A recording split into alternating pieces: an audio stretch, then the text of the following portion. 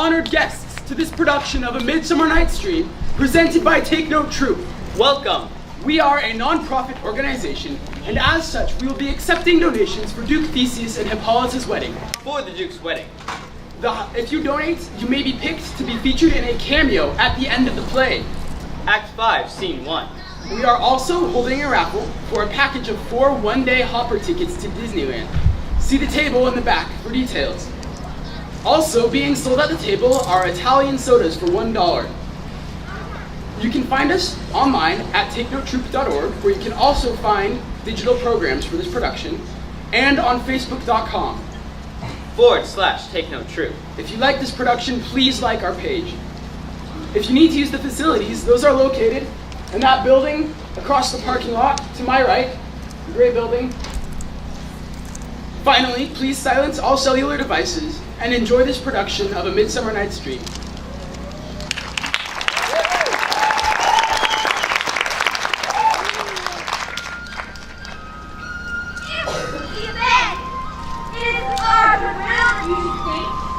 We come out with Ben, but with goodwill to show our simple skill.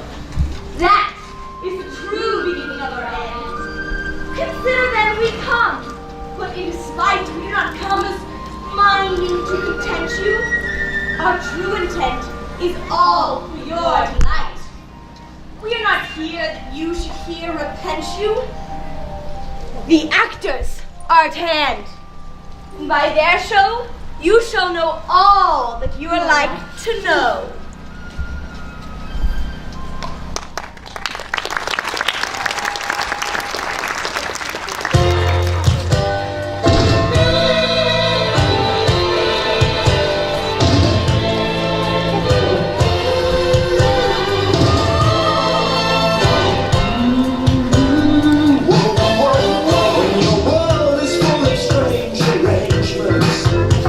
And gravity won't pull you through.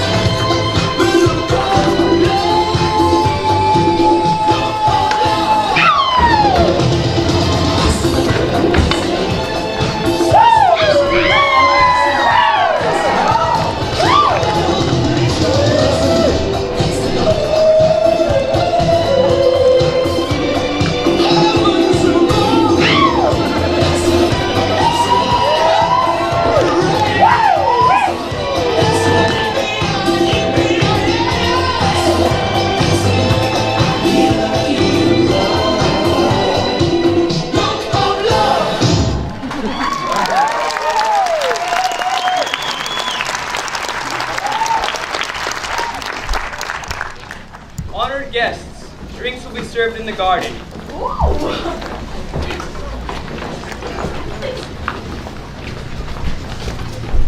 Now, fair Hippolyta, our nuptial hour draws on apace. Oh, 4 happy days bring in another moon. But oh, methinks how slow this old moon wanes. 4 days will quickly steep themselves in night.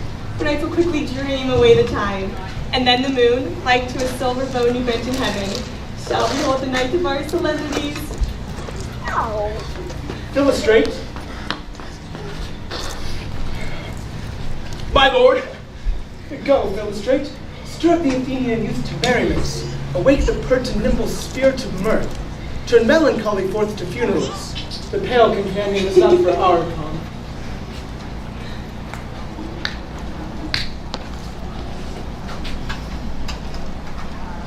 Hippolyta, I wooed thee with my sword, and won thy love doing thee injuries, but I will wed thee in another key, with pomp, with triumph, and with reveling. Here, here. To Hippolyta. To Hippolyta. Happy be Theseus, our renowned Duke. Thanks, good Aegeus. What's the news with thee?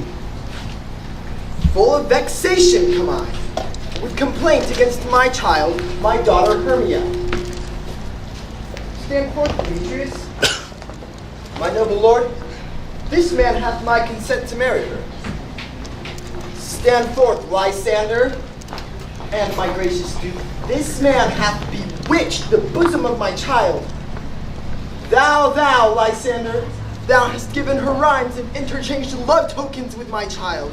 Thou hast by moonlight at her window sung with feigning voice verses of feigning love, and stolen the impression of her fantasy with bracelets of thy hair, rings, gauds, conceits, knacks, trifles, nosegays, sweetmeats, messengers of strong prevailment in unhardened youth.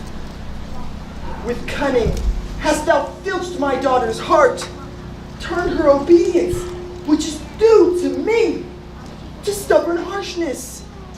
And, my gracious Duke, be it so, she will not here before your grace consent to marry with Demetrius. I beg the ancient privilege of Athens. As she is mine, I may dispose of her, which shall either be to this gentleman or to her death, according to our law. What say you, Hermia?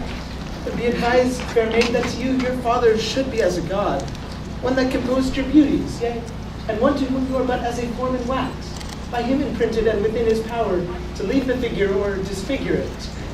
Demetrius is a worthy gentleman. So is Lysander. In himself he is, but in this kind, wanting your father's voice, the other must be held the worthier. I would my father looked but with my eyes. Rather your eyes must with his judgment look.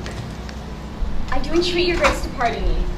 I know not by what power I am made bold, nor how it may consume my modesty in such a presence here, to plead my thoughts. I beseech your grace that I may know the worst that may befall me in this case, if I refuse to wed Demetrius. Either to die the dead, or to abjure forever the society of men. Fair Hermia, question your desires. Know of your youth. Examine well your blood. Whether, if you yield not to your father's choice, you can endure the livery of a nun. To live a barren sister all your life, chanting faint hymns to the cold, fruitless moon.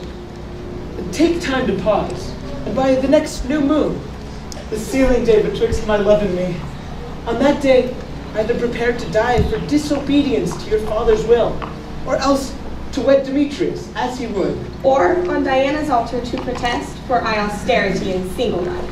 Relent, sweet Hermia, and Lysander. Yield thy crazed title to my certain right. You have her father's love, Demetrius. Let me have Hermia's. Do you marry him?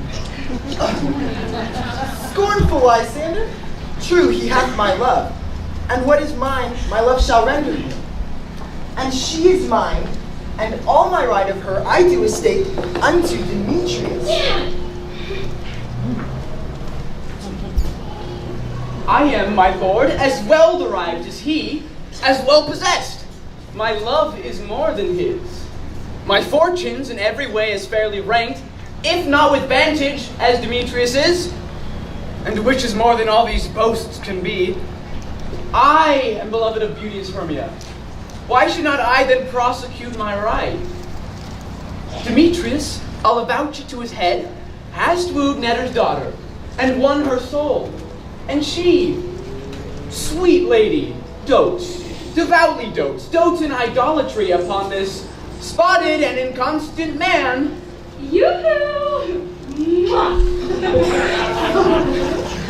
I must confess I have heard so much, and with Demetrius, thought to have spoke thereof. But being overfull of self-affairs, my mind did lose it. But come, Demetrius, and Aegeus, come, you shall go with me. I have some private schooling for you both. Beauty and desire will follow you. For you, fair Hermia. Look you arm yourself to fit your fancies to your father's will, or else the law of Athens yields you up, to death or to a vow of single life. Come, my Hippolyta. Demetrius and Aegeus, go along. I must employ you in some business against our nuptial that concerns yourselves. What cheer, my love?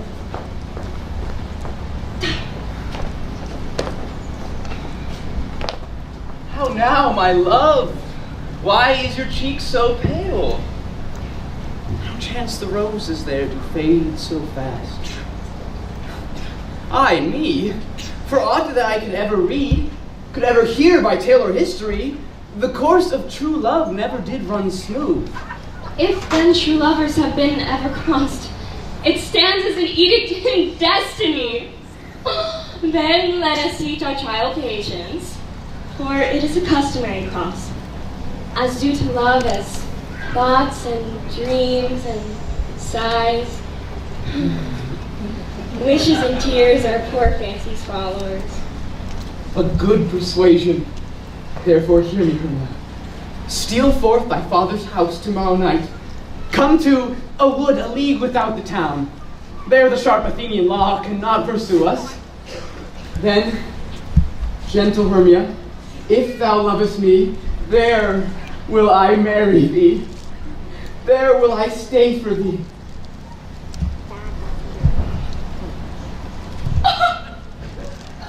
My good Lysander! I am so wear to thee by Cupid's strongest bow, by his best arrow in the golden head! Oh my gosh, by all the simplicity of Venus's dove! By that which sniffs souls and prospers lovers, by all the vows which ever men have spoke, in number more than ever women spoke. In this same place, thou hast appointed me. Therefore tomorrow truly will I meet with thee.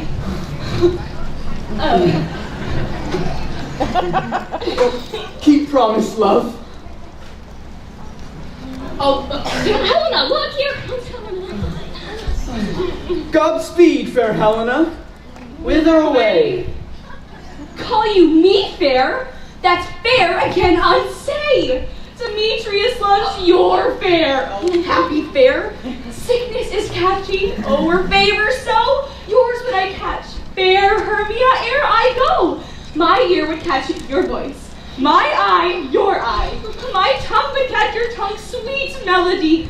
Oh, teach me the way you look, and with what art you do sway the motion of Demetrius' heart. I frown upon him, yet he loves me still. Oh, that your frowns could teach my smile such skill. I give him curses, yet he gives me love. Oh, that my prayers could such affection move. The more I hate, the more he follows me. The more I love, the more he hated me. His folly, Helena, is no fault of mine. None but your beauty. Oh, were that fault mine. Oh, ew. Take comfort, for he no more shall see my face. Lysander and myself will fly this place. Helen, to you our minds we will reveal. Through Athens' gates we have devised to steal. It's so big! And your eyes! Oh,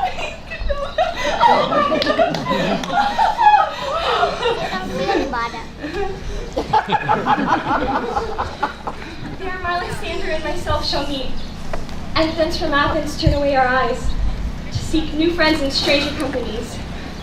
Farewell, sweet playfellow. Pray thou for us, and good luck grant thee thy Demetrius. Keep word, Lysander, for we must starve our sight from lovers' food tomorrow deep midnight. I will. My love.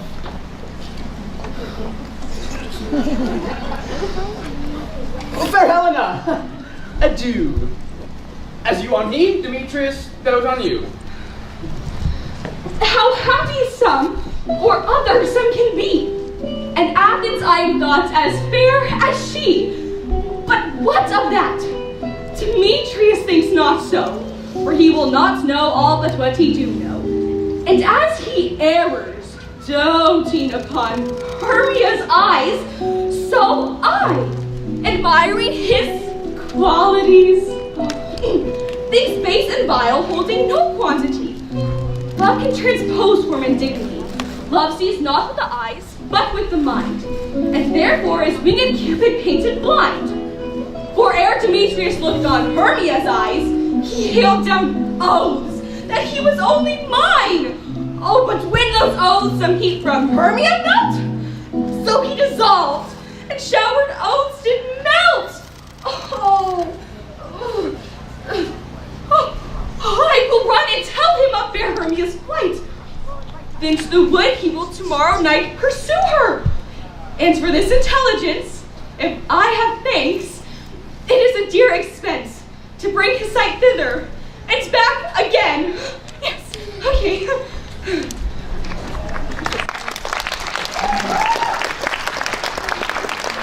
Okay.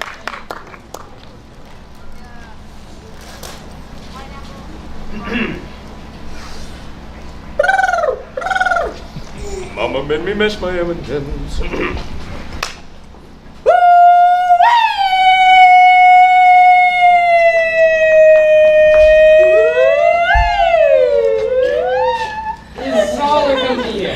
You were best to call them generally, man by man, according to the script. Here's a scroll of every man's name, which is thought fit through all Athens to play an interlude before the Duke and Duchess on his wedding day at night. May our plays The most lamentable comedy and most cruel death of Pyramus and Thisbe. A very good piece of work, I assure you, and a merry. Now, good Peter Quince, call forth your actors by the scroll. Masters, spread yourselves. Answer as I call you. Nick Bottom. The Weaver. Ready? Name which part I am formed. Proceed. You, Nick Bottom, are set down for Pyramus. What is Pyramus? A lover or a tyrant? A lover that kills himself most gallant for love. That will ask some tears in the true performing of it. If I do it, let the audience look to their eyes. I will move storms. I will condole in some measure. To the rest, yet my chief humor is for a tyrant. The raging rocks and shivering shocks shall break the locks on prison gates. Amphibius's car shall shine from far and make and mar the foolish fates. This was lofty. Now call forth the rest of the players. This was Hercules' vein, a tyrant's vein. A lover is more condoling. Francis Flute. The bellows mender. Here, Peter Quince. Flute, you must take Thisbe on you. What is Thisbe? A wandering knight? It is the lady that Pyramus must love. Nay, Fate, let me not play a woman. I have a beard coming on. Let me play Thisbe too. I will speak it in a monstrous little voice. Disney, Disney. Ah, Pyramus, my lover dear, thy Thisbe darling, lady dear. No, you must play Pyramus. And Well, Flute, you proceed. Robin Starveling. The tailor. Here, Peter Quince. Robin Starveling, Starveling you. must play Thisbe's mother.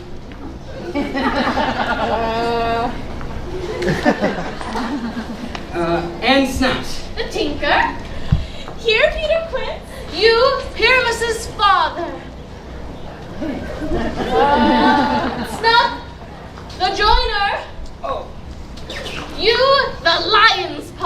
And, I hope, here's a play well fitted.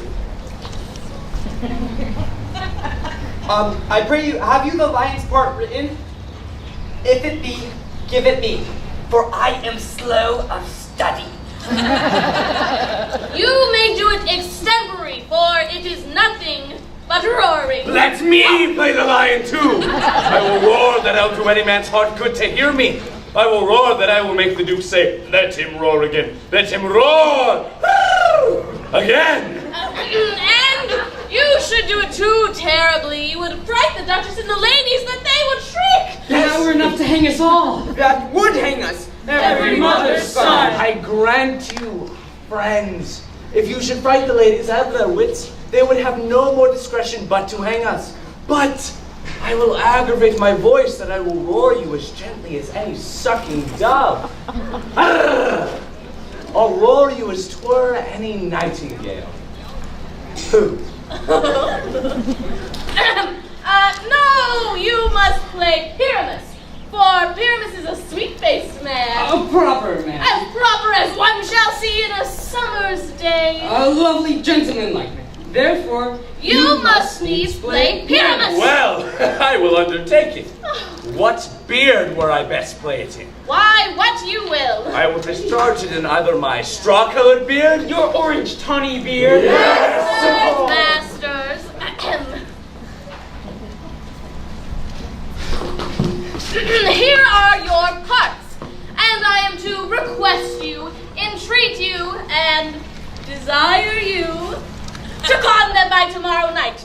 Meet in the palace wood a mile without the town. There we will rehearse. For if we do it in the city, we shall be dogged with company, and our device is known. In the meantime, I will write us a bill of property such as our play wants. and I pray you, fail not. we will meet, and there we shall rehearse most obscenely and courageously. Take pains, be perfect. Adieu. At the Duke's Oak. We meet. Enough! Hold or cut bowstrings.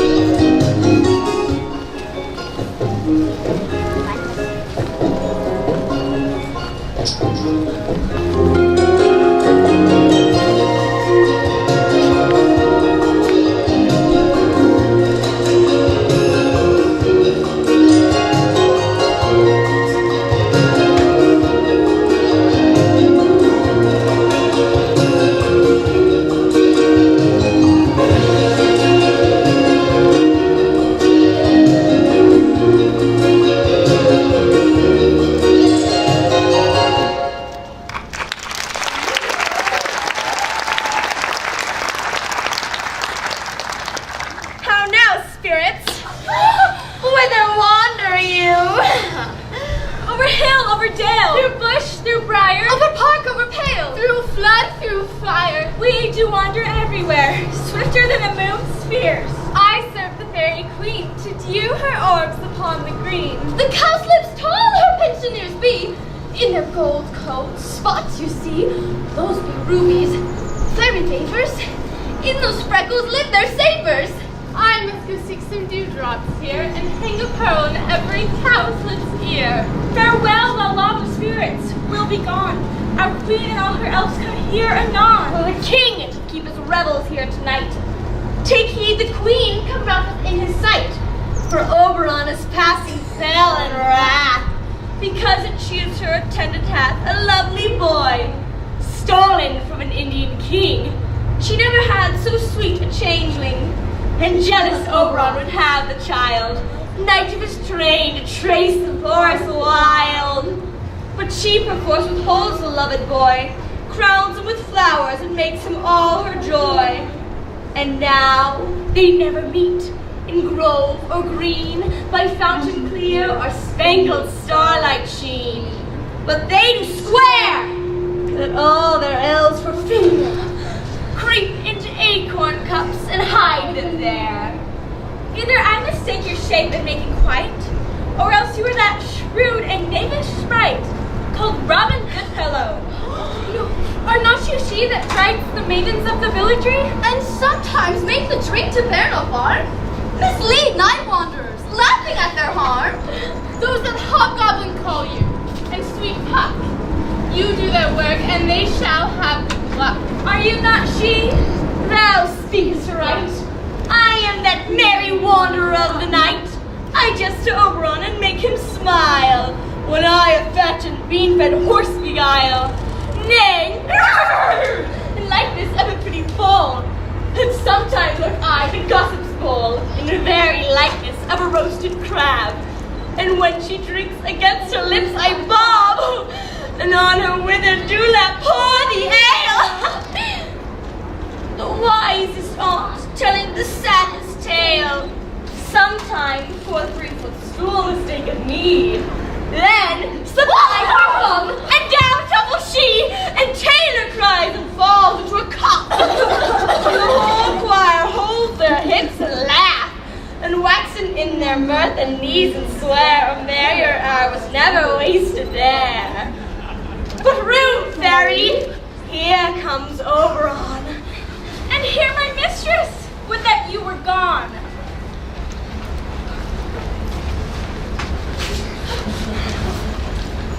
Ill met by moonlight, proud Titania. What? Jealous Oberon? Fairy, skip hence. I have forsworn him and his company. Terry, rash wanton, am not I thy lord? Then I must be thy lady. But I know when thou hast stolen away from fairyland and in the shape of corn sat all day, playing on pipes of corn and versing love to amorous Philida. Why art thou here but that, forsooth, the bouncing Amazon, your buskined mistress, your warrior love, to Theseus must be wedded, and you come to give their bed joy and prosperity?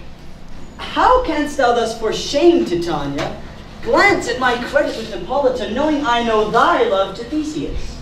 These are the forgeries of jealousy. And never, since the middle summer spring, met we on hill, in dale, forest, or mead, by paved fountain or by rushy brook, or in the beached margins of the sea, to dance our ringlets to the whistling wind. But with thy brawls thou hast disturbed our sport.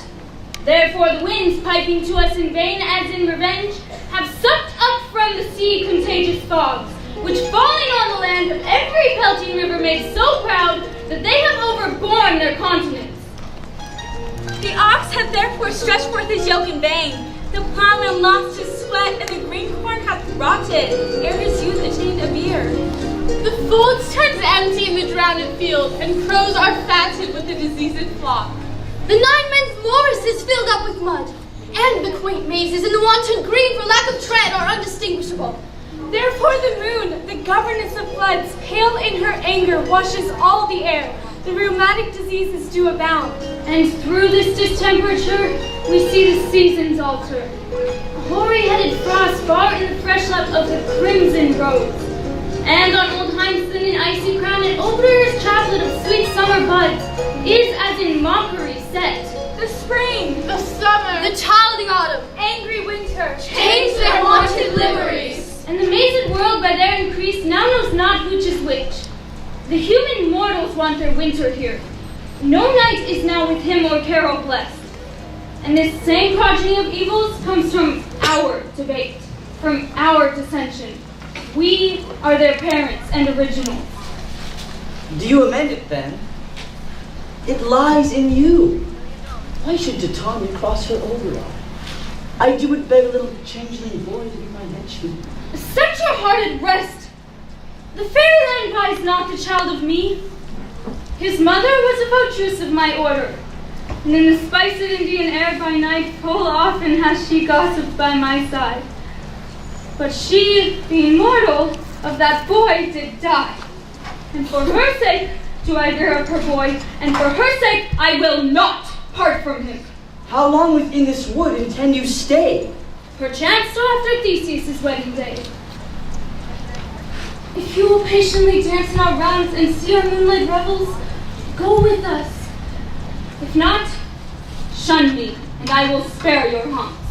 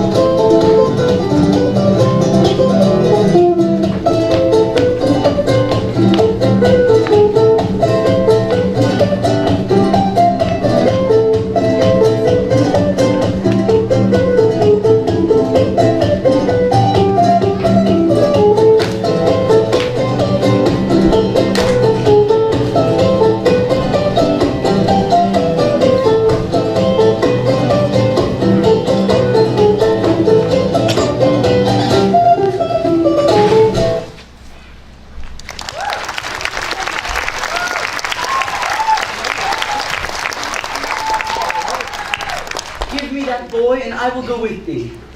Not for thy fairy kingdom. Fairies away! We shall chide down right if I longer stay. Well, go thy way. Thou shalt not from this grove till I torment thee for this injury. My gentle Puck, come hither.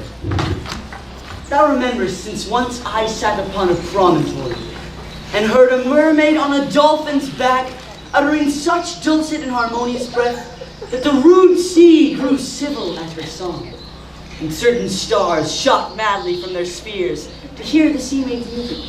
Oh, I remember. That very time I saw, but thou couldst not, flying between the cold moon and the earth, Cupid, all armed. A certain aim he took, and loosed his love shaft smartly from his bow. Marked I where the bolt of Cupid fell. It fell upon a little western flower, before milk white, now purple with love's wound. Fetch me this flower, the herb I showed thee once. The juice of it, on sleeping eyelids laid, will make man or woman madly dote upon the next live creature that it sees. Fetch me this herb, and be thou here again ere the Leviathan can swim a league. I'll put a girdle round about the earth in 14 minutes.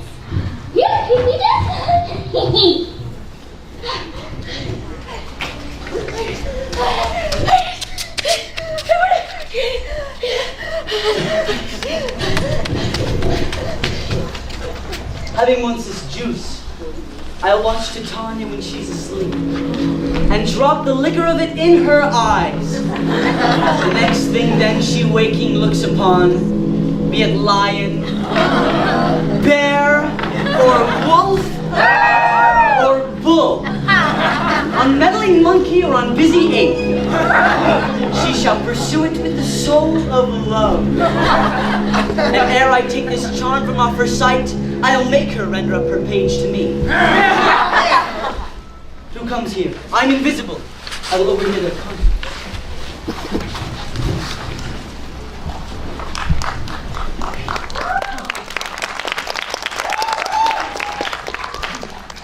I love thee not, therefore pursue me not.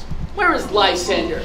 Fair Hermia, the one I'll slay, and the other slayeth me. Thou toldst me they are stolen unto this wood, and here am I, and woed within this wood, because I cannot meet my Hermia. Hence, get thee gone, and follow me no more. You draw me, you hard-hearted magnet, and yet you draw not iron, for my heart is true as steel. Lose you your power to draw, and I shall have no power to follow you.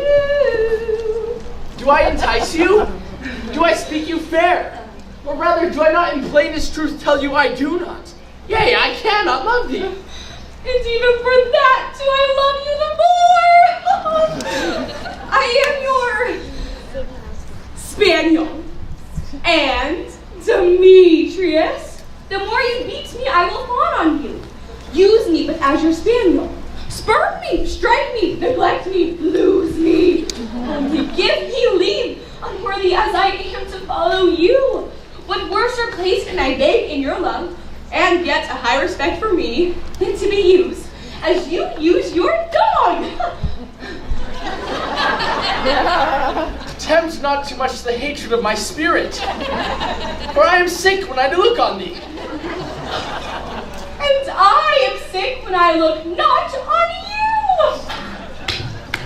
I'll run from thee. I'll hide me in the brakes. I'll leave thee to the mercy of wild beasts. The wildest hath not such a heart as you. Run when you will, the story shall be changed. Apollo flies, but Daphne holds the chase. The dove pursues the griffin. The mild hind makes great speed to catch the tiger. Bootless speed. When cowardice prevails, valor flies. I'll stay not thy questions. Let me go. Or if thou follow me, do not believe, but I shall do thee mischief in the wood. You do me mischief? Fie, Demetrius! You're wrong to set a scandal on my sex. Women cannot fight for love as men may do. We should be wooed and we're not made to woo. I'll follow you and make heaven a hell to die upon the hand I love so well.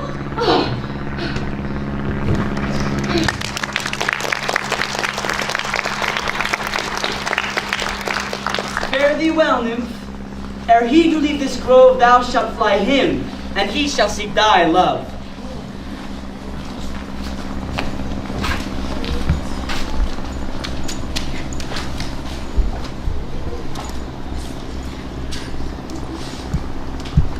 Welcome, wanderer. Hast thou the flower there? Aye, there it is. I pray thee, give it me.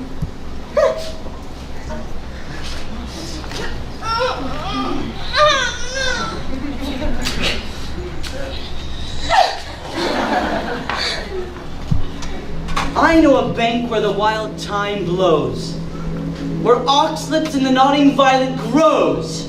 There sleeps Titania some time of the night, lulled in these flowers with dances and delight. And there the snake throws her enameled skin, weed wide enough to wrap a fairy. With the juice of this, I'll streak her eyes and make her full of hateful fantasies. Take thou some of it, and seek through this grove a sweet Athenian lady is in love with a disdainful youth. Anoint his eyes, but do it when the next thing he espies may be the lady. Thou shalt know the man by the Athenian garments he hath on. Affect it with some care, that he may prove more fond on her than she upon her love. And look thou meet me ere the first cock crow. Fear not, my lord. Your servant shall do so.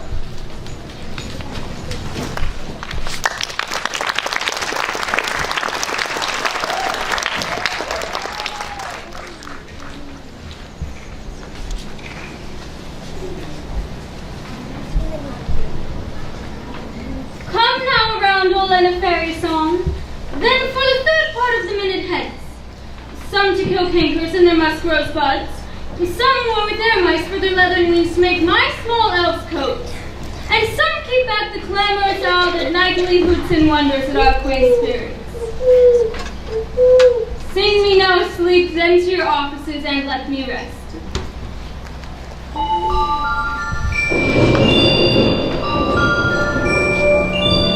Your spotted snakes with double toes, rocky hedgehogs lean unseen. You said mine was to no wrong. Come not near our fairy queen. Nightingale with melody, singing our sweet lullaby.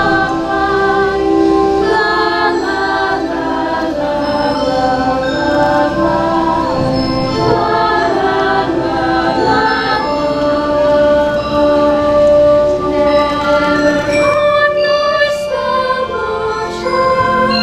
Come on, lovely lady now. So night lullaby. Come now near our fairy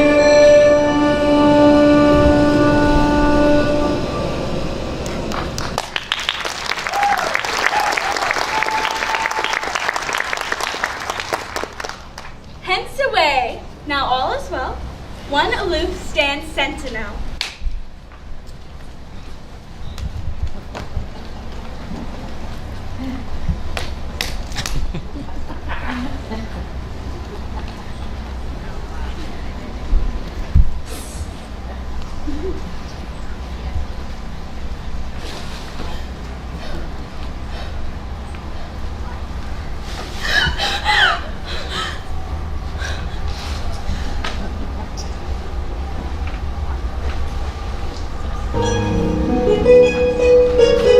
What thou seest when thou dost wake, do it for thy true love take.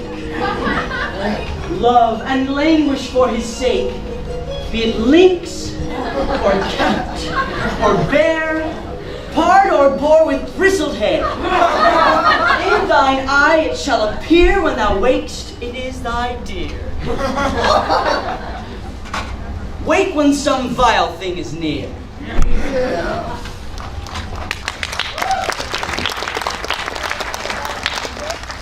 Fair love, you faint with wandering in the wood. Thank you.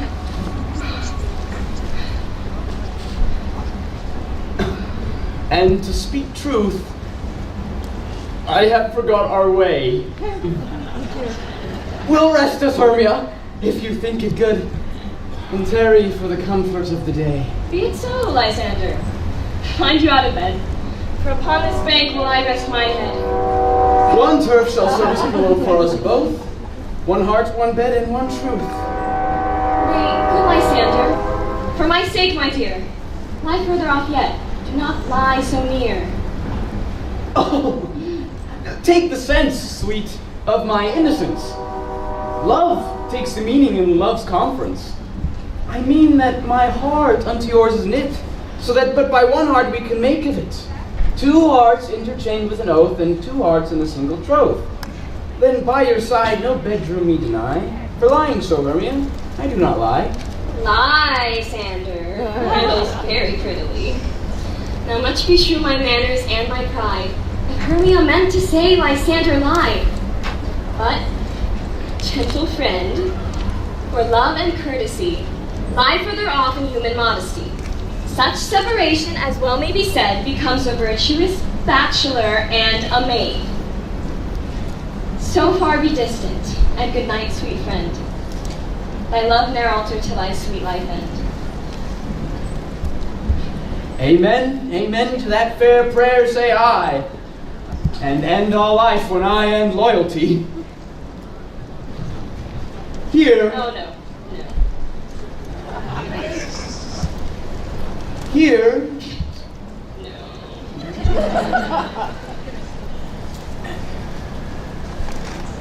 Here is my bed. Sleep, give me all his rest. With half that wish, the wisher's eyes be pressed.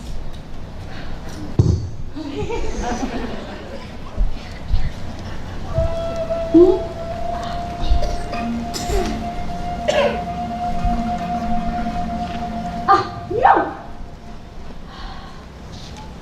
You would be.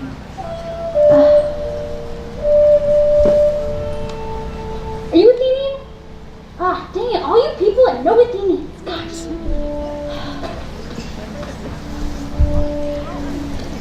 Are you Athenian?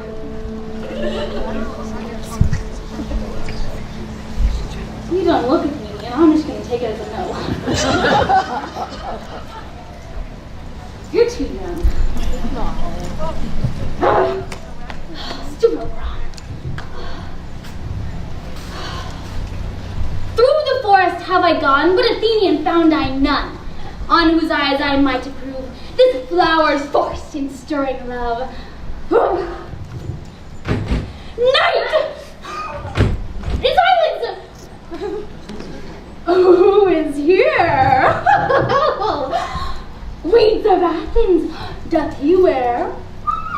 This is he my master said despise the Athenian maid. And hear the maiden sleeping sound on the dank and dirty ground. Pretty soul, she durst not lie. Near this lack love, this kill courtesy. Churl, upon thine eyes I throw all the charm this power doth owe. So, awake! Oh, when I am gone! For I must now to Oberon.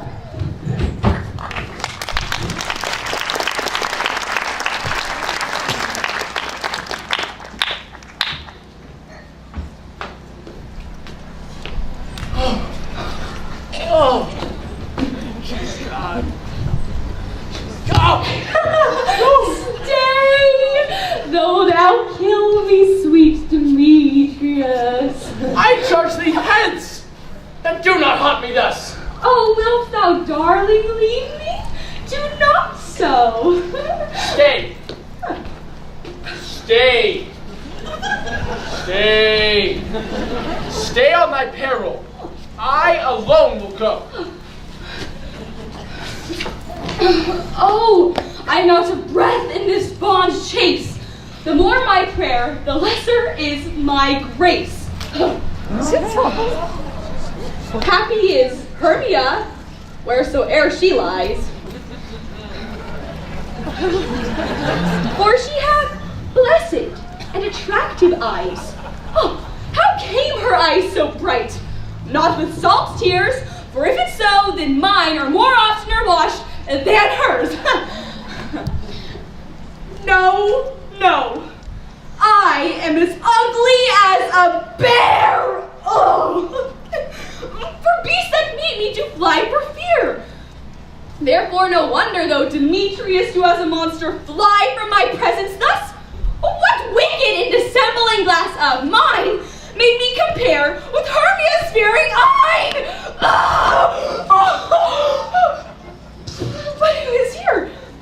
I stand her on the ground dead? or asleep. Lysander, if thou live, good sir, awake.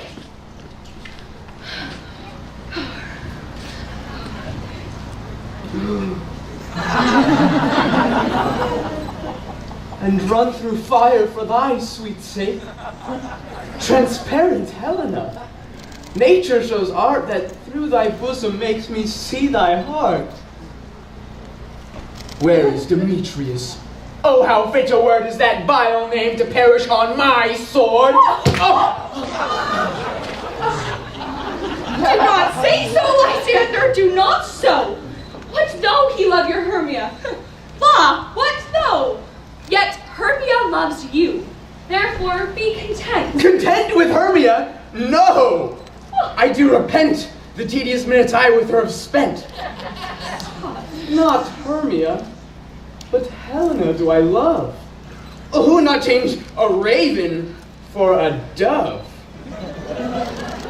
The will of man is by his reason swayed, and reason says that you are the worthier maid. And touching now to the point of human skill, reason becomes martial to my will, and leads me to your eyes, where I o'erlook love's richest stories, written in love's richest book. Wherefore was I to this king mockery born? When at your hands did I deserve such scorn? Is it not enough, yea, is it not enough, young man, that I did never, nor never can deserve a sweet look from Demetrius's eye? But you must flout my insufficiency! Good troth you do me wrong, good sooth you do, in such disdainful manner for me to woo! But fare ye well! Perforce, I must confess, I thought you were a man of more true gentleness. Oh, that a lady of one man refused, can of therefore another be abused.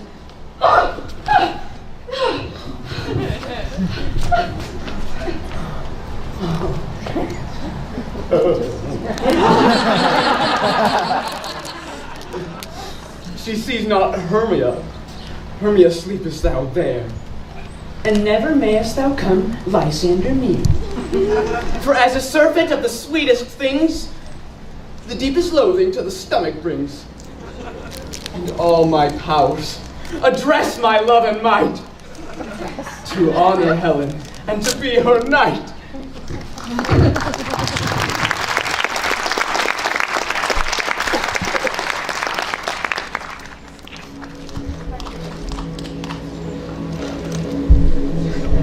Help me! Lysander, help me! Blood was constantly from my throat! I need for pity. What a dream was here. Lysander, look how I do quake with fear. Lysander? What? Removed? Lysander? Lord? What, out of hearing? Gone? No sound? No word? Speak! And if you hear, speak of all loves! I swoon almost with fear! No? Well, then I perceive you are not nigh. Either death or you I'll find immediately.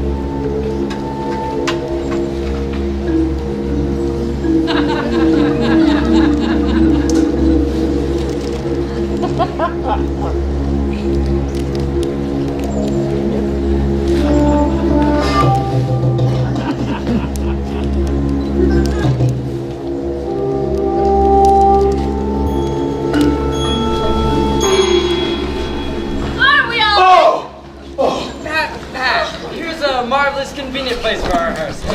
This green plot shall shall be our stage. This hawthorn brake our tiring house. And we will do it in action as we will do it before the Duke. Peter Quince. What sayst thou, Bully Bottom? There are things in this comedy of Pyramus and Thisbe that will never please. First, Pyramus must draw a sword to kill himself, which the ladies cannot abide. How answer you that? Fire Lincoln, a parlous fear. I believe we must leave the killing out when all is done. Not a whit.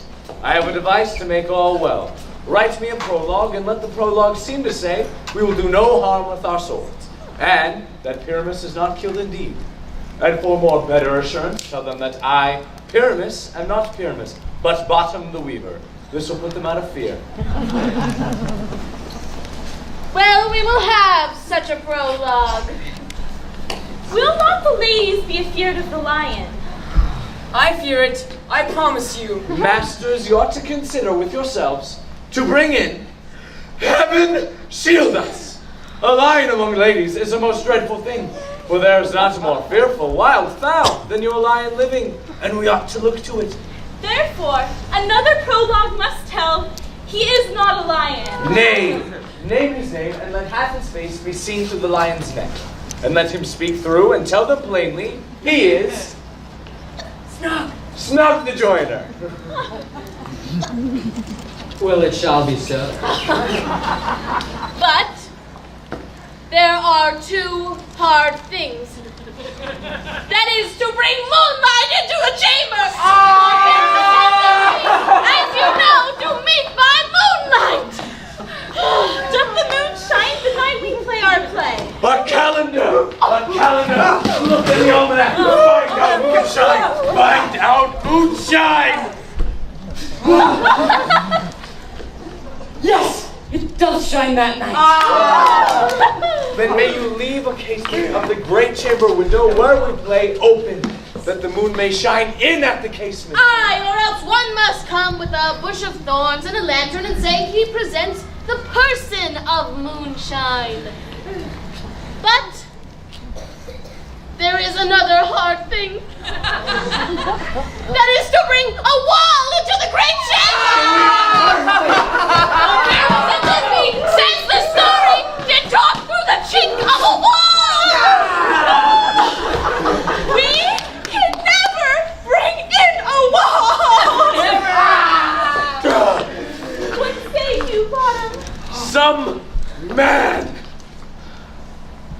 or other must present wall, and let him have some plaster or some loam or some rough cast about to signify wall, and let him hold his fingers thus, that through that cranny shall Pyramus and Thisbe whisper. That may be. Then all is well. Come, sit down, every mother's son, and rehearse your parts. Pyramus, you first. Once you have spoken your speech, enter into that break. And so, everyone, according to his cue. What hand in homespuns have we swaggering here, so near the cradle of the fairy queen? What? A blade toward? I'll be an auditor, an act or two perhaps, if I see cause. Pyramus, speak. Thisbe, stand forth. Thisbe, the flowers of odious savor sweet. Odors savor sweet. So hath thy breath, my dearest Thisbe dear. So hark a voice. Stay thou here but a while, and by I will to thee appear. A stranger, Pyramus, in our blade here. Must I speak now? Aye, Mary, must you? For you must understand, he goes but to see a voice he heard. And this is to come again. Most radiant Pyramus. Most radiant Pyramus, most really one of yous, most color like the red rose on triumphant briar, most briskly juvenile and eke most lovely jewel, the truest horse, and yet would never tire, only the Pyramus and any stew. Nice, Jim, and why you must not say that. That you speak to Pyramus, you speak your part, cues and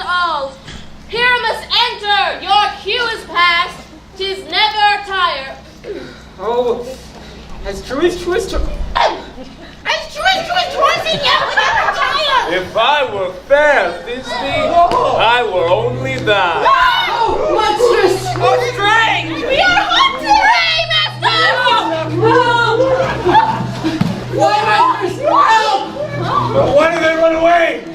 I'll follow you. I'll lead you about around. Through bog, through bush, through brake, through briar. Sometime a horse I'll be, sometime a hound. A hog, a headless bear, sometime a fire. And neigh, and bark, and grunt, and roar, and burn.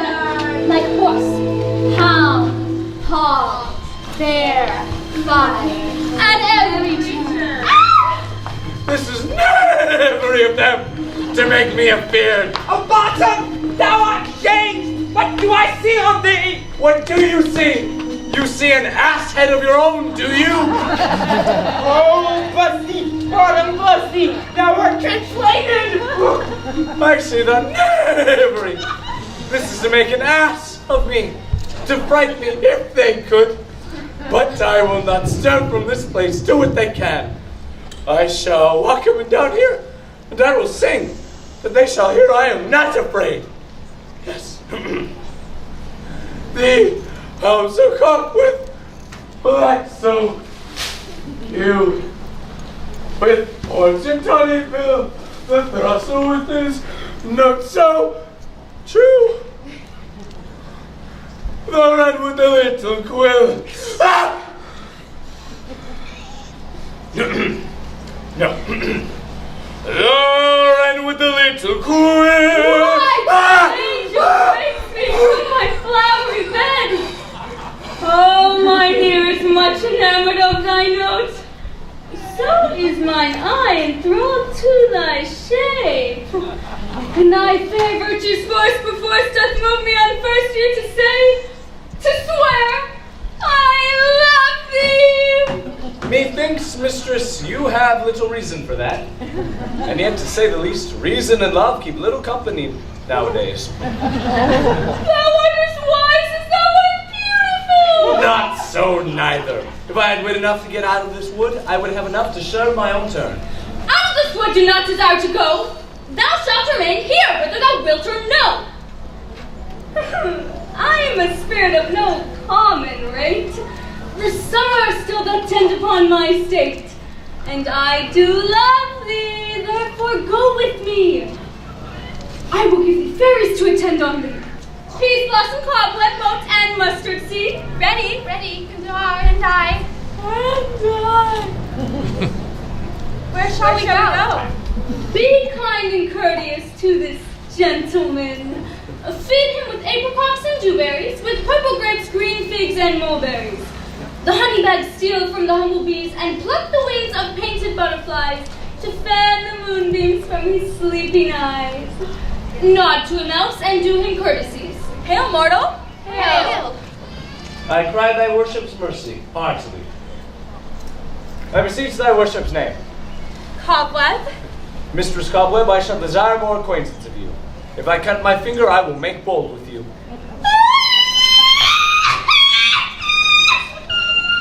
Your name, honest mistress. Peas, blossom?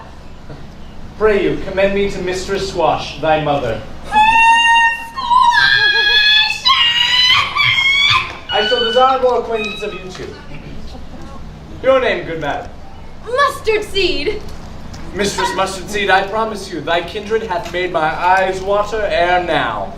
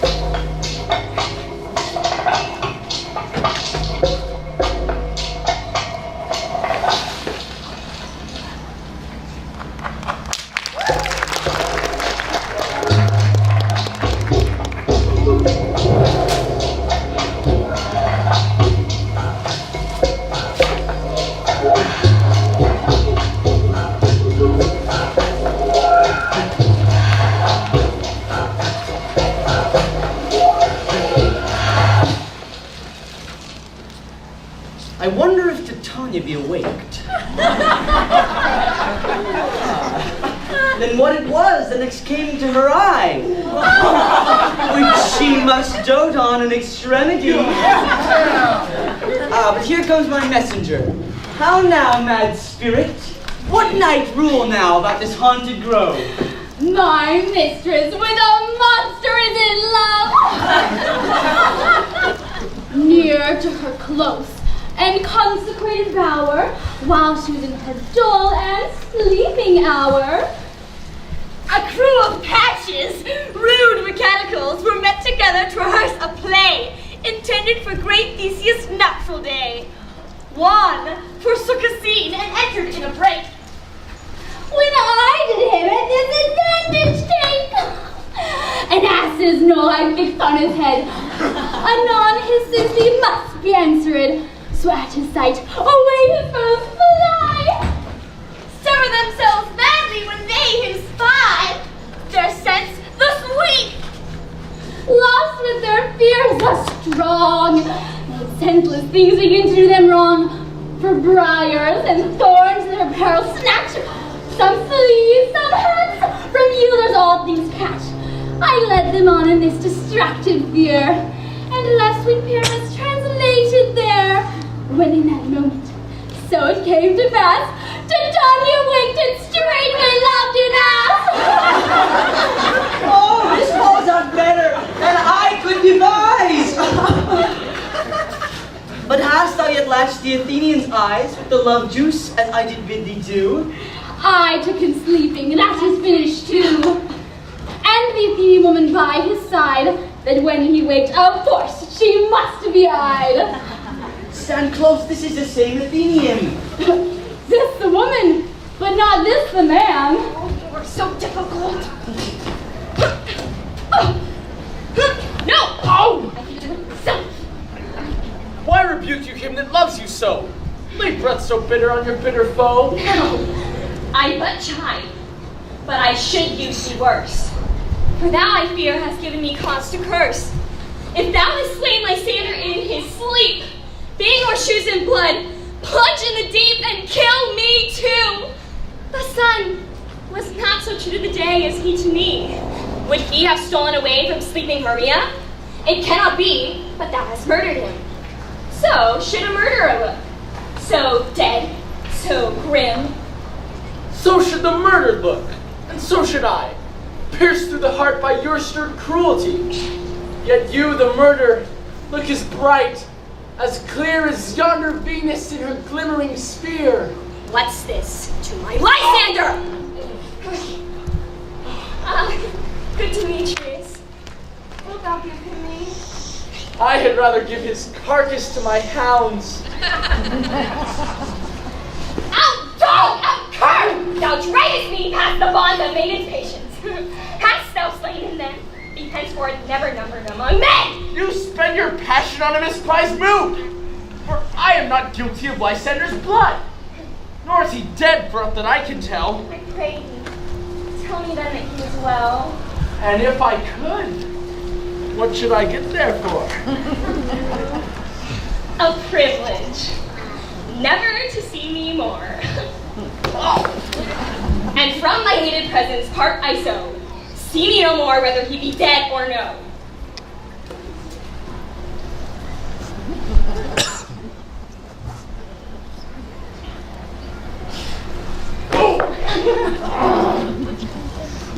There's no following her in this fierce vein. Here, therefore, for a while I will remain. So sorrow's heaviness doth heavier grow. For death that bankrupt sleep doth sorrow owe. What hast thou done? Thou hast mistaken quite, and laid the love juice on some true love's sight. Of thy misprison must perforce ensue some true love turned, and not a false turned true. About the wood it goes swifter than the wind. And Helena of Athens look thou find. By some illusion see thou bring her here. I'll charm his eyes against you to appear. I go, look how I go, swift as an arrow from the Tartar's bow.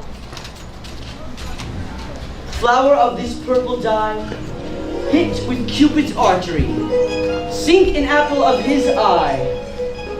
When his love he doth espy, let her shine as gloriously as the Venus of the sky. When thou wakest, if she be by, beg of her for remedy.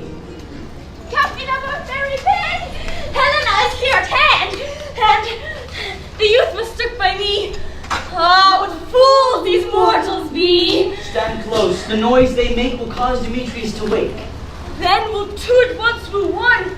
That must needs be sport alone, and those things do best please me, that befall preposterously.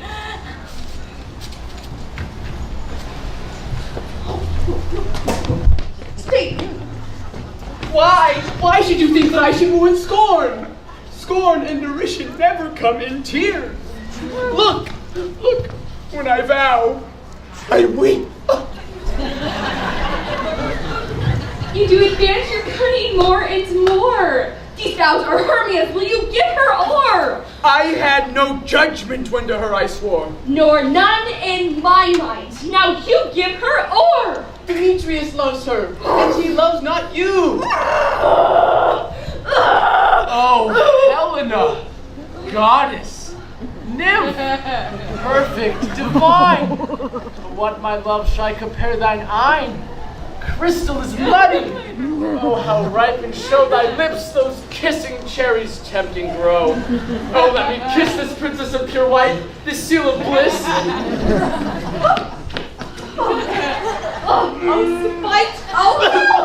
I see you all are bent to set aside me for your merriment. If you were civil and knew courtesy, you would not make me this much injury. Oh, can you not hate me, as I know you do? But you must join in souls to mock me too. If you were men, as men you are in show, you would not treat a gentle lady so. To vow and swear and to praise my parts, when I am sure you hate me with your hearts. You both are rivals, and love Hermia. No. Now both rivals, to mock Helena. Oh, a dread exploit. None of the noble sort would so offend a maid, and exhort a poor soul's patience, all for your sport. Demetrius, you are unkind. Be not so. For you love Hermia. This you know I know. And here, with all my will, with all my heart, in Hermia's love, I yield you up my part. And yours of Helena to me bequeath, whom I do love and will do till my death. Never did mockers waste more idle breath. Lysander, keep thy Hermia. I will not. But there I loved her, all that love is gone. My heart to her but as guest by a sojourn. And now to Helen is at home returned, there to remain. Helen, it is not so. Disparage not the faith thou dost not know. Lysander! Look where thy love comes. Yonder is thy dear. You see Lysander. You see Lysander? Nobody sees. Right. You see Lysander? No.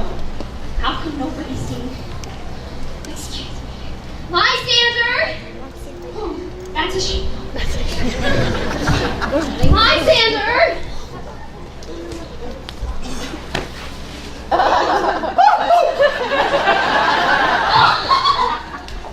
No, I'm not by mine eye, Lysander found. My ear I gave from me to thy sound. But why unkindly didst thou leave me so? Why should he stay, whom love doth press to go? What love could press Lysander from my side? Lysander's love that would not let him bide. What? Fair Helena, who more engilds the nights than all yon fiery eyes of light. You speak not as you think, it cannot be. Lo! She is one with the Confederacy. Now I perceive they have conjoined all three to set aside this merriment against me. Injurious Hermia, most ungrateful maid, to join with men escorting your poor friend. 'Tis not friendly, 'tis not maidenly. Our sex as well as I may chide you for it. Though I alone do feel the injury. I am amazed at your passionate words. I scorn you not. It seems that you scorned me. Have you not said, Lysander, as I scorn, to follow me and praise my eyes and face, and set your other love, Demetrius?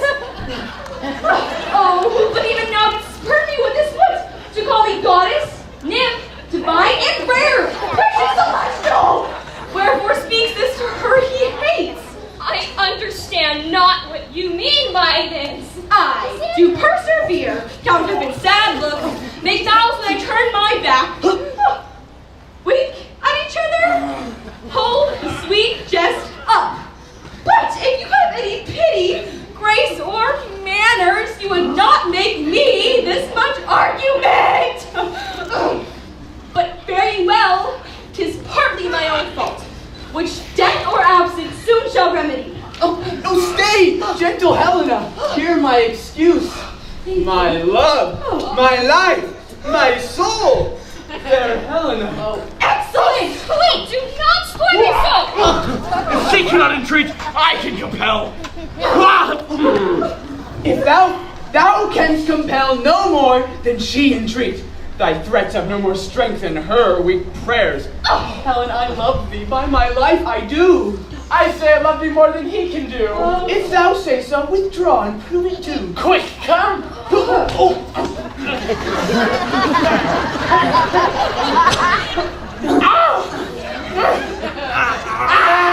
Lysander! Where'd you take all of this? Away, you Ethiop! No! He'll seem to break loose. Take on as you would follow, but yet come not. You are a tame man. Go! Lysander! Hang off, thou cat! Thou bird! What? Vile thing, let loose! Or I will shake thee from me like a serpent! Why are you grown so rude? What change is this? Sweet love, Thy love? Out, tawny Tartar! Out! Hated potion, loathed medicine! Hence! Do you not jest? Yes, Sue, and so do you. Demetrius, I will keep my word with thee. I would I had your bond, for I perceive a weak bond holds you. I'll not trust your word. What? Should I hurt her? Strike her? Kill her dead? Although I hate her, I'll not harm her so. What? Can you do me greater harm than hate? Hate me. Wherefore, what news, my love? Am I not Hermia? Are you not Lysander? Aye, by my life. Therefore, be out of hope, of question, of doubt. Be certain, nothing truer, 'tis no jest, that I do hate thee and love Helena. Oh, me. You, juggler, you canker blossom, you thief of love. What? Have you come by night and stolen my love's heart from him? By and faith, have you no modesty, no maiden shame, no touch of bashfulness? What? Will you tear impatient answers from my gentle tongue? Fie, you counterfeit! You puppet, you! Puppet? Why so? That way goes the game. Now I perceive that she had made compare between our statures. She had urged her height, forsooth, and her personage, her tall personage, her height, forsooth, she had prevailed with him. Are you grown so high in his esteem because I am so dwarfish and so low?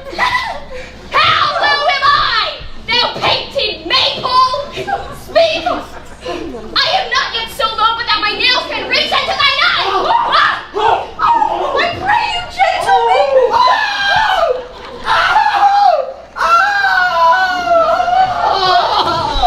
Though you mock me, let her not hurt me! I was never cursed. I have no gift in all in I'm right made for my cowardice. Let her not hurt me! You perhaps may think because she is something lower than myself that I can match her. Lower?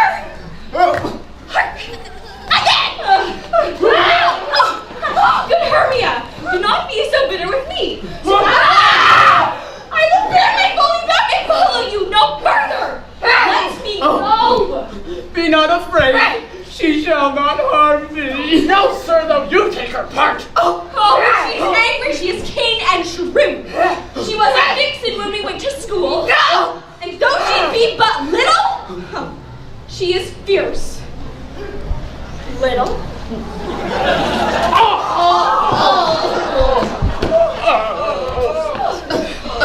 Again! Nothing but low and little! Why will you suffer her to blow? Excuse me!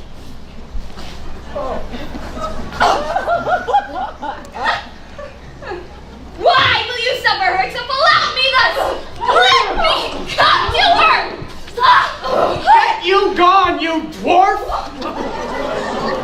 You minimus of hindering not grass made, you bead, you acorn!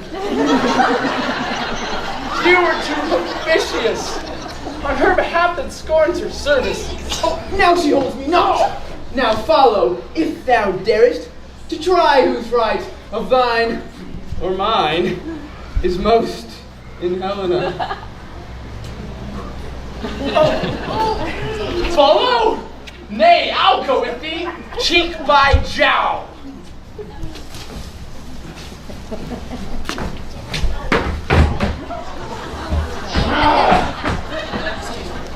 You, mistress. All this coil is long of you. Nay, you're not that. I will not trust. I no longer stay in your cursed company. Your hands and mine are quicker for fray. My legs are longer, though, to run away.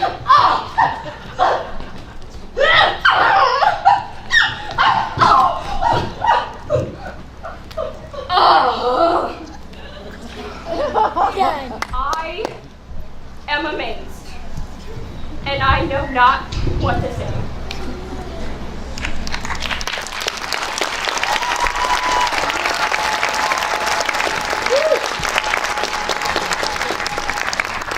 This is thy negligence.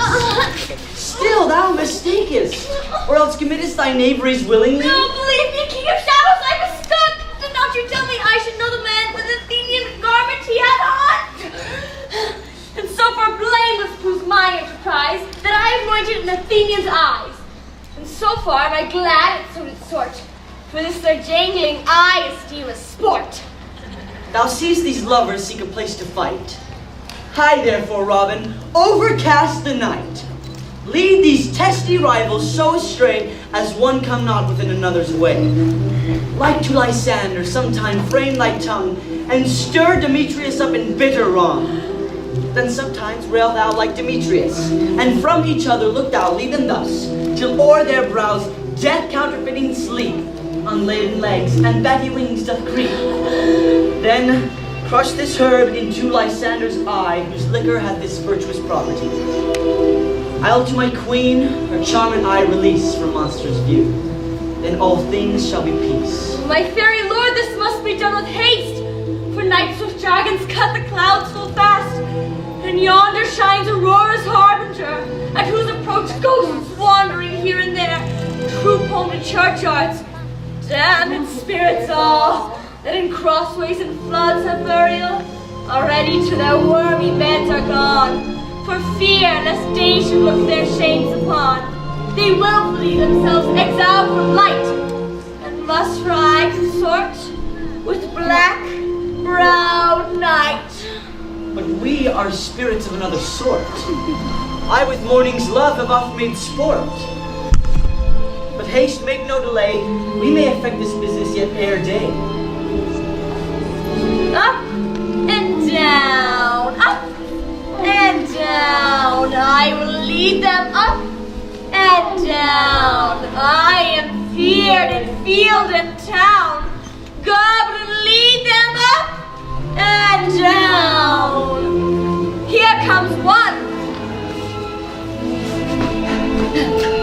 Where art thou, Demetrius? Speak thou now. Here, villain, drawn and ready. Where art thou? I will be with thee straight. Follow me then to plainer ground. Lysander, speak again, thou runaway, thou coward. art thou fled? Speak, in some bush. Where art thou? Thou coward, art thou bragging to the stars, telling the bushes thou lookest for wars? Yea, art thou there? Follow my voice, we'll try no manhood here.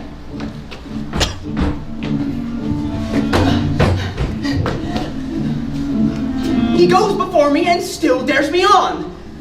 When I come to where he is called, then he is gone. That fallen am I in dark uneven ways. Here will rest me. Oh, coward, why comest thou not? Thou ridest before me, shifting every place, but dares not stand nor look me in the face. Where art thou now? Come hither. I am here. Nay, go thy way. Thou mockest me. In vainess, I measure out my length on this cold bed. My days approach. Look to be visited. A weary night, a long, tedious night. Oh, sleep that sometimes shuts up sorrow's eye. Still me a while for mine own company. Yet but 3, come one more. 2 of both kinds make up 4. Oh, my goodness. Oh, I'm so sorry. Oh, here she comes, cursed and sad. Cupid is a knavish lad, thus to make poor females mad. Watch your feet. Oh my goodness. Okay. Oh no. Oh, thank you. Never so in weary. Never so in woe. Another step. I can no further crawl, no further go. Here will I rest me until the break of day. Heaven shield Lysander if they mean a fray.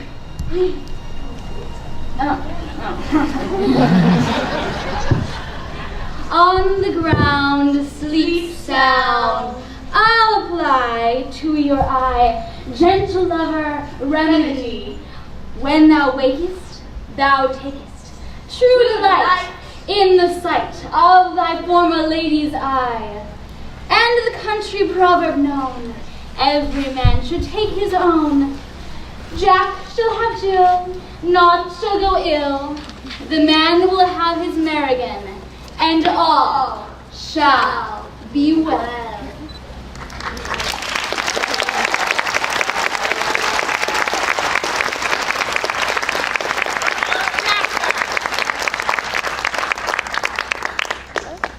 Time and space necessitates a break between these acts. A moment's pause and stretch is yours before we're back. We spirits will return anon the minute strike 15. The music, when it starts again, in your seats, be seen.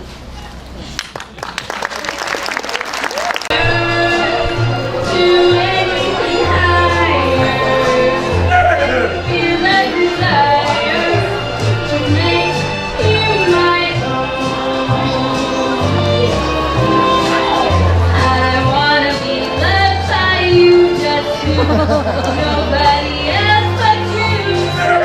I wanna be loved by you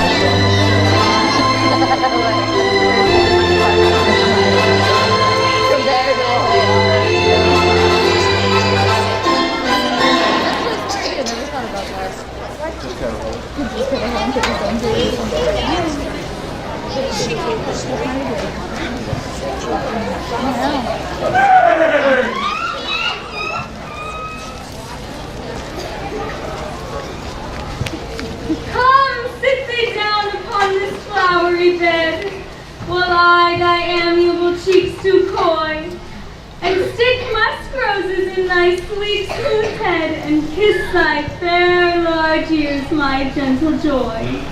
Where's Mistress Peas Blossom? Peas Blossom? Betty, scratch my head, Peas Blossom. Where's Mistress Mustard Seed? Ready. Pray you, leave me your courtesy, Mistress Mustard Seed. What's your will? Nothing but to help Peas Blossom to scratch. I must to the barber's, madam, for methinks I am a marvelous hairy about the face. And as my hair do but tickle, I must scratch! What? Wilt thou hear music, my sweet love? Or say, sweet love, what thou desirest to eat? Truly a peck of provender, I could munch your good dry oats. Methinks I have a desire to a bottle of hay. I have a venturous fairy that shall seek the squirrel's horn and fetch thee new nuts. I'd rather have a handful or two of dried peas. But let none of your people stir me, for I have an exposition of sleep come upon me. Sleep thou, and I will wind thee in my arms. Fairies, be gone, and be always away. So doth the woodbine the sweet honeysuckle gently entwist. The female ivy so enrings the barky fingers of the elm. Oh, how I love thee, how I dote on thee.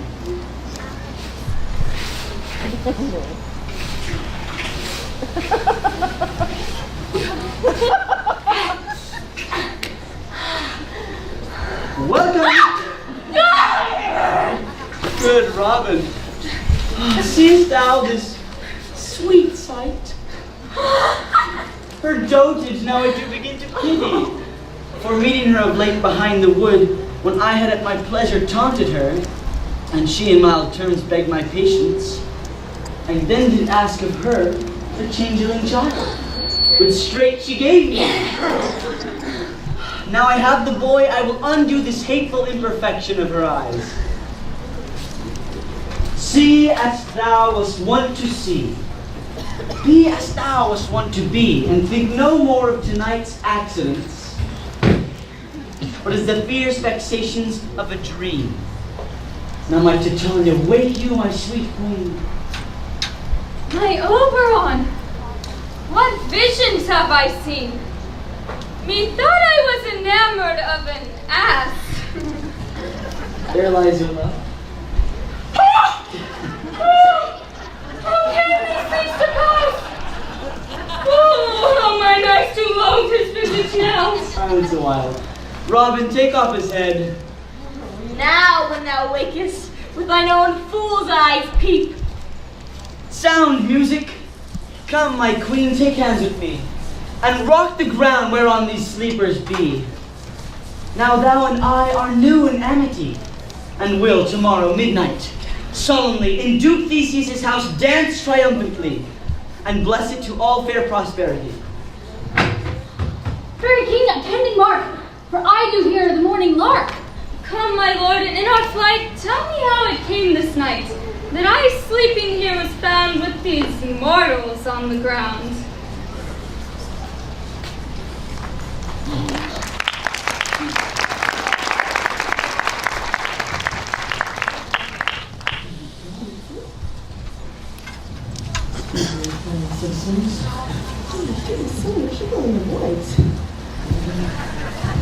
Go now, one of you, find out the forester. For now our observation is performed, and since we have the hour of the day, my love shall hear the music of my hounds. Judge when you hear. But soft, what nymphs are these? My noble lord, this is my daughter here asleep. This is Lysander, and this Demetrius is. This is Helena, old Netter's Helena. I wonder of their being here together. No doubt they rose up early to observe the rite of May. But speak, Aegeus. Is not this the day that Hermia should give answer of her choice? It is, my lord. A good morrow, friends. Pardon, my lord. I pray you all, stand up. I know you two are rival enemies. How comes this gentle concord in the wood that hatred is so far from jealousy, to sleep by hate, and fear no enmity. My lord, I shall reply amazedly, half sleep, half waking. But as yet I swear, I cannot truly say how I came here. And as I think, for truly would I speak, and now do I bethink me, so it is. I came with Hermia hither. Our intent was to be gone from Athens. Enough, enough, my lord, you have enough. I demand the law upon his head. They would have stolen away, they would, Demetrius, thereby to have defeated you and me. You of your wife and me of my consent that she should be your wife. My lord, fair Helen told me of their stealth, of this their purpose hither to this wood, and I in fury hither followed them. Fair Helena in fancy following me. But my good lord, I wot not by what power, but by some power it is. My love to Hermia, melted as the snow, seems to me now as the remembrance of an idol god, which in my childhood I did dote upon. And all the faith, the virtue of my heart, the object and the pleasure of mine eye is only Helena. To her, my lord, was I betrothed ere I saw Hermia. But like in sickness did I loathe this food, but as in health come to my natural taste. Now I do wish it, love it, long for it, and will forevermore be true to it. Fair lovers, you are fortunately met, and of this discourse we will hear anon. Aegeus, I will overbear your will, for in the temple by and by with us, these couples shall be eternally knit. And since the morning now is something worn, our proposed outing shall be set aside. Away with us to Athens, 3 and 3. We'll hold a feast in great solemnity. Come, my Hippolyta.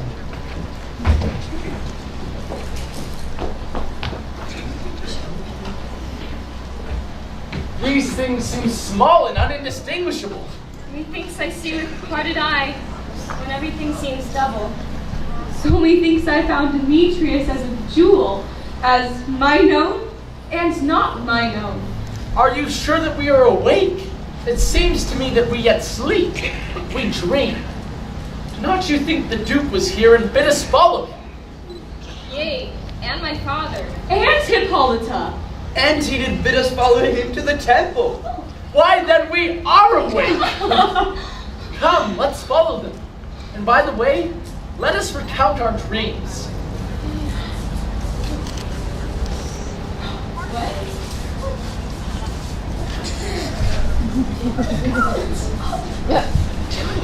Shoot!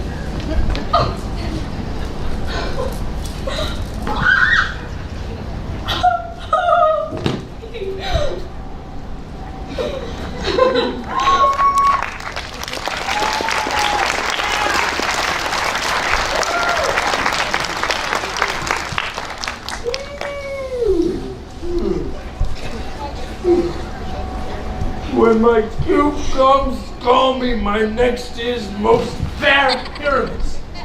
I hope. Peter Quince, Flute the bellows mender, Snap the tinker, Starveling, odes my life and left me asleep. I have had a most rare vision. I have had a dream past the wit of man to say what. Mankind is but an ass if he will go about to expound what methought my dream was. Methought I was. Oh, there is no man can tell what. Methought I was. Methought I had.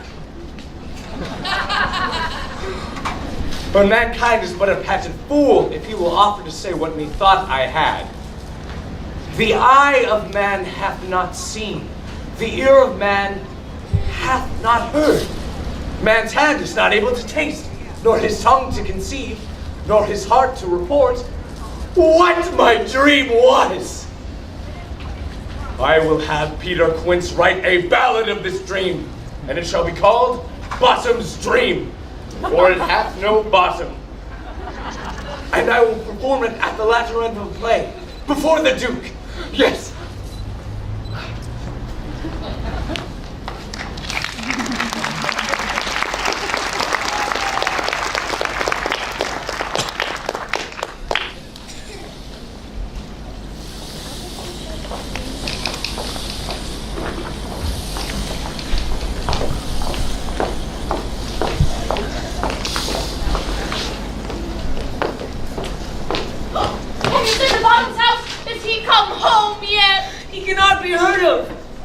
doubt, he's transported.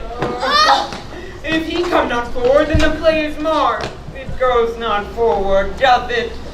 It is not possible.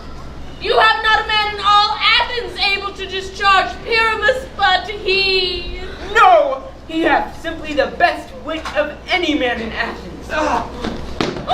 Masters, the Duke has come from the temple, and with him 2 or 3 more lords and ladies more married.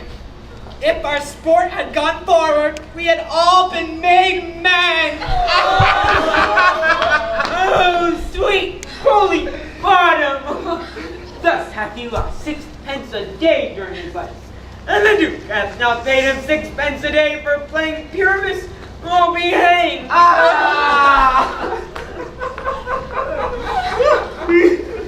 Where are these lads? Where are these hearts? Oh, God, what a strangest day! Oh, most happy hour!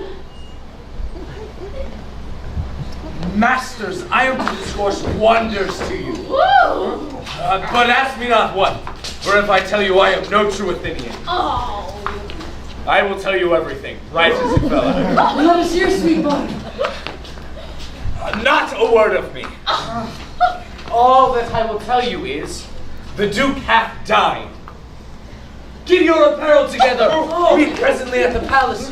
Let every man look o'er his part, for the short and the long is, our play is preferred. And most dear actors, eat no onions, nor garlic, for we are to utter sweet breath. And I do not doubt but to hear them say, it is a sweet comedy. No more words. Away, go away. Away! Go!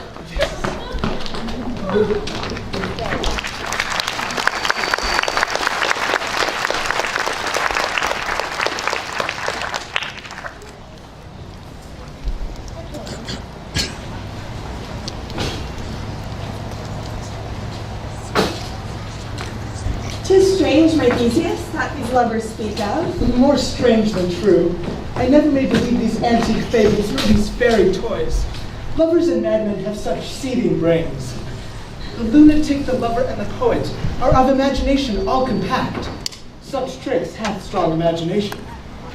Or, in the night, imagining some fear, how easy is a bush, supposed to bear. Oh, what all the story of the night told over, and all their minds transfigured so together, more witnesseth than fancy's images, and grows to something of great constancy, howsoever strange and admirable.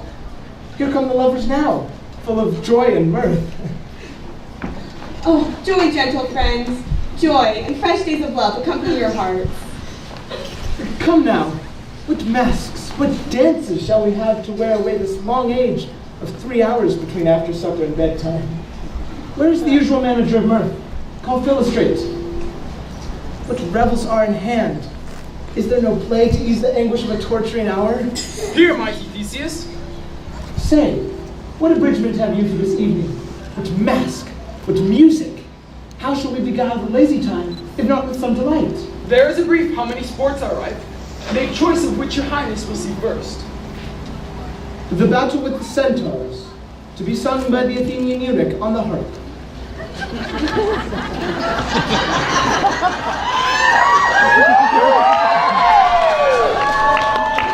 We'll run a bat.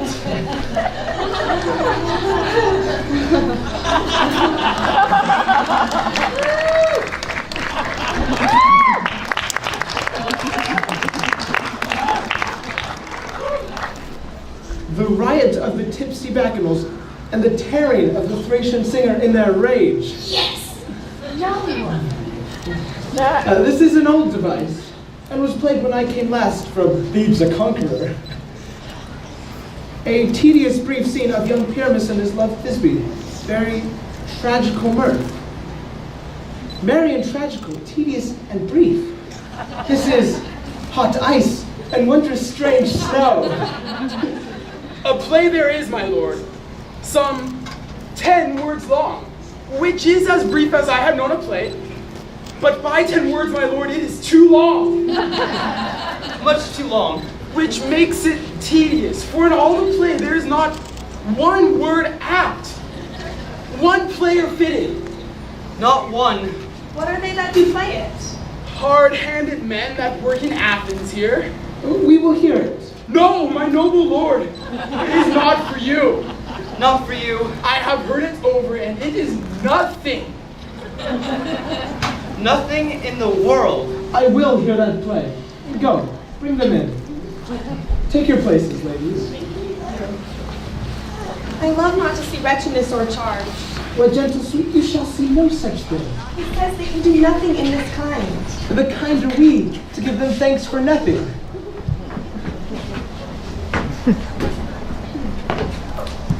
So please your grace, the prologue is addressed. Let him approach.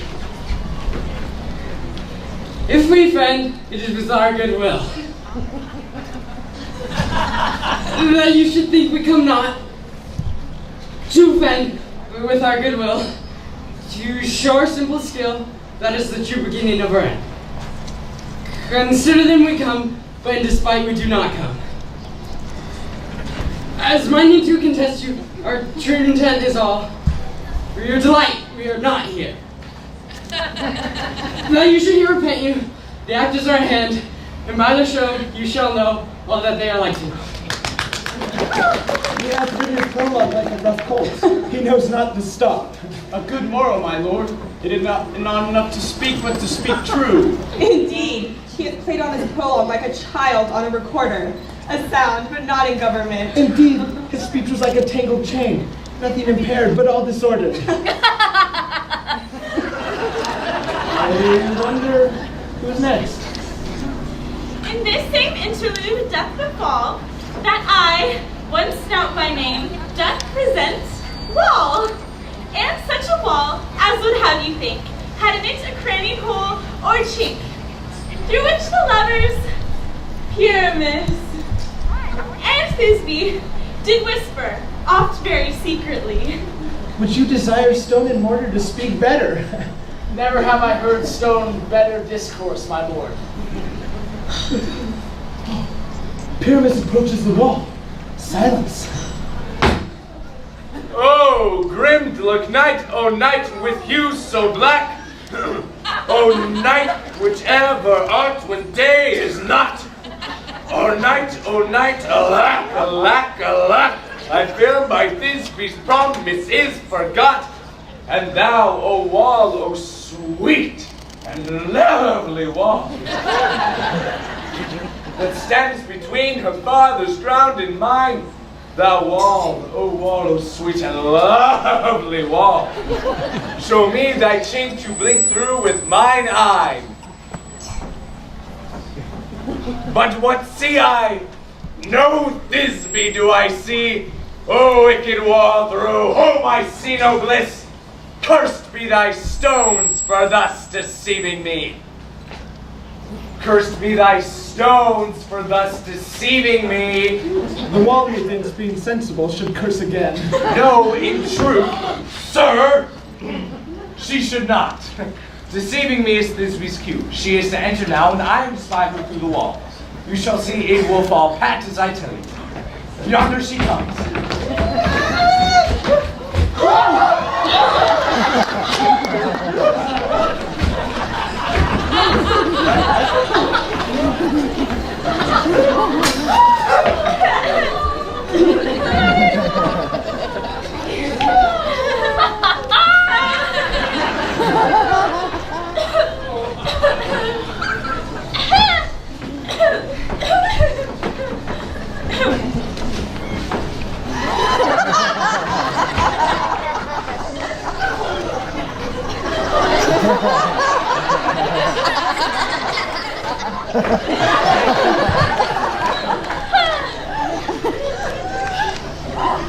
Oh, wall. Oh, wall! Often hast thou heard my moans. From parting master of Pyramus and me, my chariots are often kissed by stones. Thy stones with limes and hammers up in thee. I see a voice. Now will I through the chink to spy, and I can hear my Thisbe's face. Thisbe, My love, thou art, my love, I think. Oh, kiss me through the hole of this vile wall.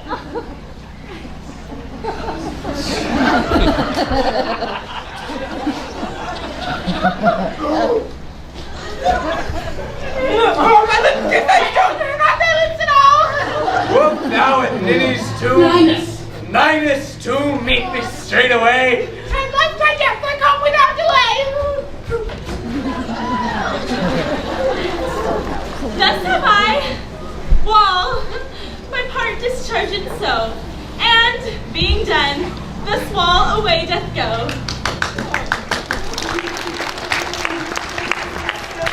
That ever I heard. The best in this kind are but shadows, and the worst, no worst of imagination will amend them. It must be your imagination then, and not theirs. Why, if we imagine no worse of them than they of themselves, they may pass for excellent men. I wonder if the lion be to speak.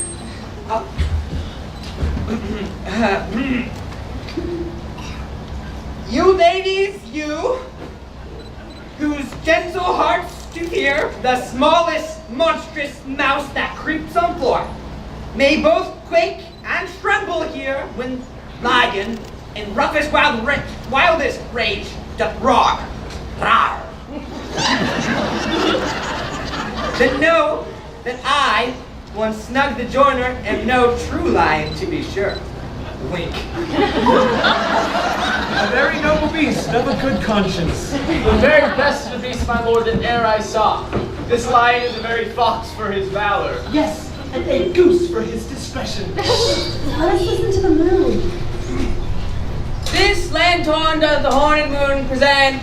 He should have worn the horns on his head. This lanthorn doth the horned moon present. Myself, the man in the moon, do seem to be. This is the greatest error of all the rest. The man should be put inside the lantern. How else the man in the moon?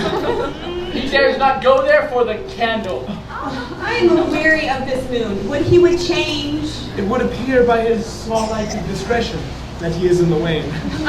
But yet, in courtesy, proceed. All I have to say is to tell you that this lanthorn is the moon. Myself, the man in the moon. This thornbush, my thornbush, and this dog, my dog. Silence! This is old Ninny's tube. Linus! This is old Ninny's tube. But where is my love? Arr! Well roared, lion. Well run, Bisbee! Well shown, moon. Truly, the moon shines with grace. Well mouse, lion. And then came Pyramus. Sweet moon, I thank thee for thy sunny beams. I thank thee, moon, for by thy gracious golden glittering gleams, I trust to take of truest Thisbe's sight. But stay, O spite, but mark, or night. What dreadful dole is here? Eyes, do you see? How can it be? O dainty duck, oh dear, thy mantle good, what stained with blood? This passion and the death of a dear friend would go near to make a man look sad. Be sure my heart, but I pity the man. Oh, wherefore, nature, didst thou lion's frame? Since lion vile hath here deflowered, devoured, my dear, which is, no, which was the fairest dame that lived, that loved, that looked with cheer. Call tears confound, out sword and wound, the path of Pyramus. I, the left path, where hot doth hop. Thus die I. Oh, thus. Now am I dead. Now am I fled. My soul is in the sky. Tongue, loose thy light. Moon, take thy flight. Moon, take thy flight.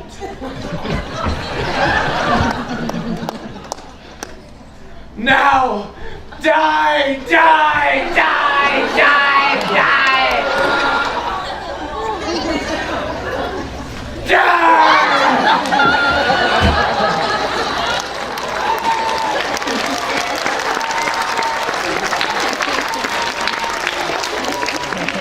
Certain he might yet recover. And proven ass. How chances moonshine gone before Thisbe comes back and finds her lover? She will find him by starlight. Oh, here she comes. She hath spied him already with those sweet eyes. Asleep, my love? Quick, get my dove! Oh, film is arise! Speak, speak! Quick, dove! Dead! Dead! A two must cover thy sweet eyes. These my lips, this cherry nose, this yellow frosted cheeks are gone, gone! Lovers make moan. His eyes were green as leeks, tongue not a word. Come, trusty sword, come blade my breast him.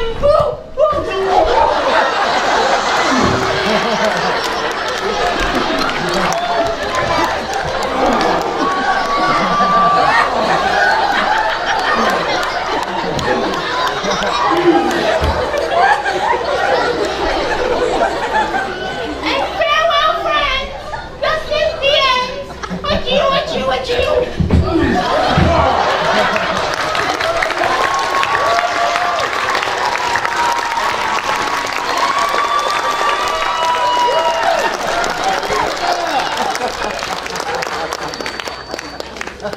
Moonshine and mine are to bury the dead. I and Wall too. No! I assure you, the wall is down that part of their fathers. Will it please you to see the epilogue? No! No epilogue, I pray you. Before we go and play these notes. Never excuse, for when the players are all dead, there needs none to be blamed. Mary, if he that Britain played Pyramus and hanged himself would have been a fine tragedy. And so it is truly, and very notably discharged. But come, let your epilogue alone.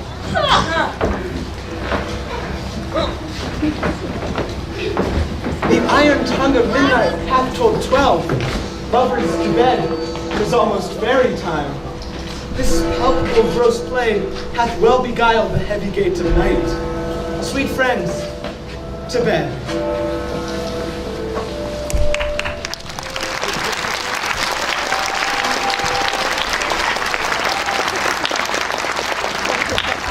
Now the hungry lion roars, and the wolf behowls, whilst the heavy plowman snores, all with weary task fordone. Now the wasted brands do glow, whilst the screech owl, screeching loud, puts the wretch that lies in woe in remembrance of a shroud. Now it is the time of night, that the graves all gaping wide, everyone lets forth his sprite, in the churchway paths to glide, and we fairies that do frolic, following darkness like a dream, and we fairies that do frolic, not a mouse shall disturb this hallowed house, for I am sent with broom before, to sweep the dust behind the door. Through the house give gathering light by dead and drowsy fire. Every elf and fairy sprite hop as light as bird from briar. And a steady after me, sing and dance it trippingly. First rehearse your song by rote, to each word a warmly note. Hand in hand with fairy grace will we sing and bless this place. Now until the break of day, through this house each fairy stray. With this field do consecrate, every fairy take his gate. And each several chamber bless through this palace with great peace. And the owner of it blessed ever shall in safety rest. So shall all these lovers three ever true in loving me. Trip away, make no stay. Meet me all by break of day.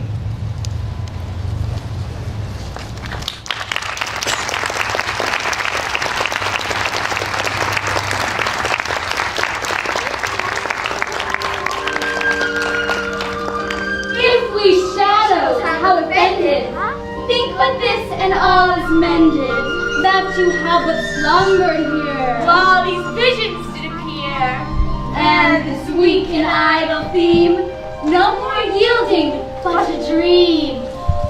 Gentles, do not reprehend. If you pardon, we will mend. And as I am an honest pot, if we have unearned luck, now to escape the serpent's tongue, we will make amends ere long, else the puck a liar call. So, good night unto you all. Give me your hands if we be friends, and Robin shall restore amends.